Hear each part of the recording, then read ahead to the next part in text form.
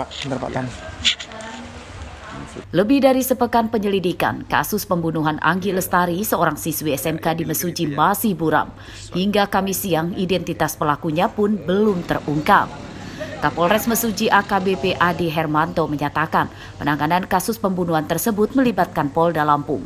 Polisi telah memeriksa 22 orang sebagai saksi, namun sejauh ini belum ada yang mengarah bisa mengungkap identitas pelaku. Kendala pengungkapan kasus ini adalah minimnya saksi dan barang bukti milik pelaku. Pada kasus ini, polisi menyita motor, perlengkapan sekolah dan pakaian korban sebagai barang bukti. Sedangkan ponsel korban raib diduga dirampas pelaku. Masih melaksanakan proses penyelidikan ya, untuk pengembangan dari kasus penemuan mayat beberapa hari yang lalu.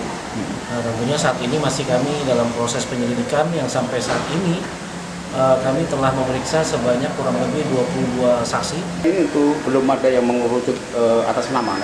Sampai saat ini kami masih merangkai dari keterangan-keterangan dan petunjuk-petunjuk. Insya Allah kita mohon doanya agar bisa secepat mungkin dapat mengungkap kasus. Jenazah Anggi Lestari ditemukan pada 28 Mei lalu di sebuah parit di perkebunan karet di Desa Margomulyo, Kecamatan Tanjung Raya, Mesuji. Saat baru ditemukan, korban masih mengenakan seragam sekolah, namun bagian bawahnya telah terlepas. Dari tubuh korban juga ditemukan bekas tikaman senjata tajam. Anggi diduga jadi korban pemerkosaan yang disertai pembunuhan. Mustaqim melaporkan dari Mesuji.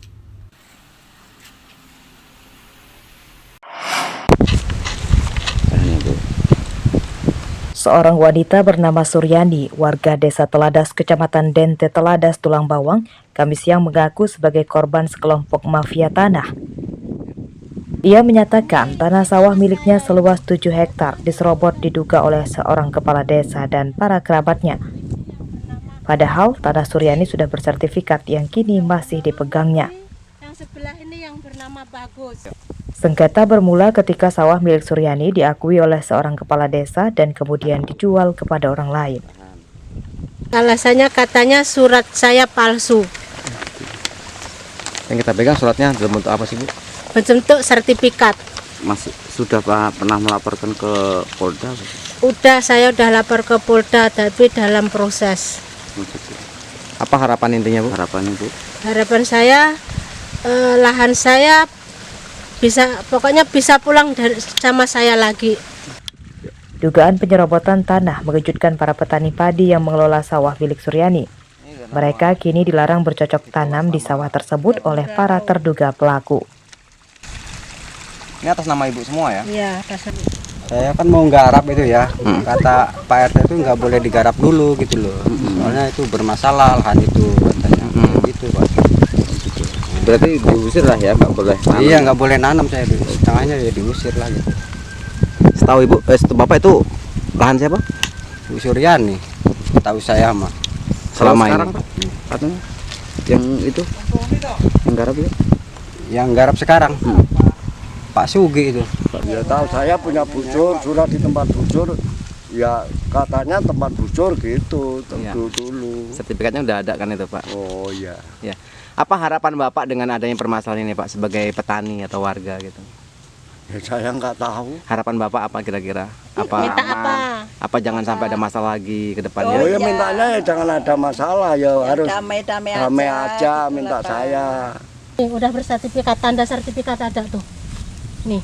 Dugaan penyerobotan tanah ini sudah pernah dilaporkan Suryani ke Polda Lampung pada tahun 2023. Namun kasusnya sampai sekarang belum diproses lebih lanjut. Suryani meminta keadilan aparat penegak hukum, Kementerian BPN dan ATR membantunya. Mustaqim melaporkan dari Tulang Bawang.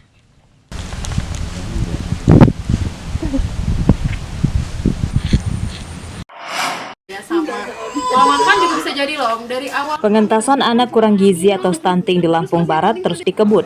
Bidan dan pemerintah desa terus mengawasi dan menangani para penderita stunting. Di antaranya di Desa Ujung, Kecamatan Lumbok Sebinung. Bidan dan pemerintah desa ini meningkatkan digelarnya posyandu, penyuluhan terhadap ibu-ibu yang memiliki balita hingga pemberian makanan bergizi kepada balita. Data bidan desa ini, angka penderita stunting masih berjumlah 2 orang. Jumlah ini menurun dibanding 2022 lalu sebanyak 10 balita. Stunting adalah kondisi gagal tumbuh akibat kekurangan gizi pada 1000 hari setelah kelahiran bayi. Kondisi itu berdampak jangka panjang hingga dewasa bahkan lansia karena pertumbuhan otak dan organ lain terganggu. Stunting bisa disembuhkan jika terdeteksi sejak dini. Untuk penanganan stunting itu sendiri, dari PEKON kami diberikan bantuan seperti protein, seperti telur, terusan ikan, daging pun kita pernah. Kemudian kami juga melakukan pemantauan setiap 3 minggu sekali untuk melihat tingkat tinggi atau tidaknya anak tersebut. Jadi sekarang jumlah stunting di PEKON ada berapa, Bu? Sementara ini ada 2. Berdasarkan data Dinas Kesehatan Lampung Barat, pada tahun ini masih terdapat 588 balita yang menderita stunting. Jumlah ini turun dibanding setahun sebelumnya di angka lebih dari 1000 bayi. Prevalensi kasus stunting di Lampung Barat kini di angka 3,19% atau telah melampaui target pemerintah yang minimal 14% per kabupaten. Rosandi melaporkan dari Lampung Barat.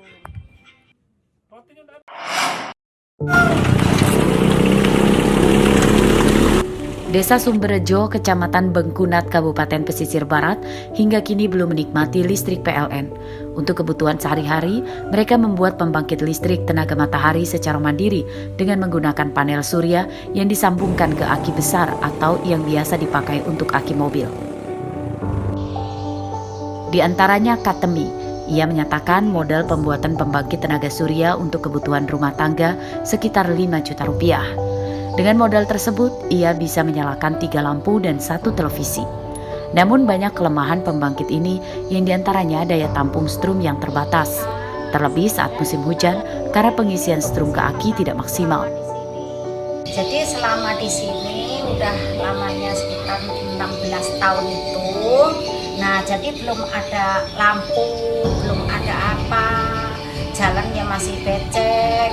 Terus ini pakai lampu tuh cuman tenaga surya. Jadi kalau musim hujan ya nggak hidup karena cuaca nggak ada panas. Meski pembangkit listrik tenaga surya jadi solusi memenuhi kebutuhan listrik sehari-hari, namun warga tetap mengharapkan listrik PLN segera masuk ke desanya. Sayangnya, bantuan listrik PLN yang telah diminta berkali-kali itu belum kunjung datang.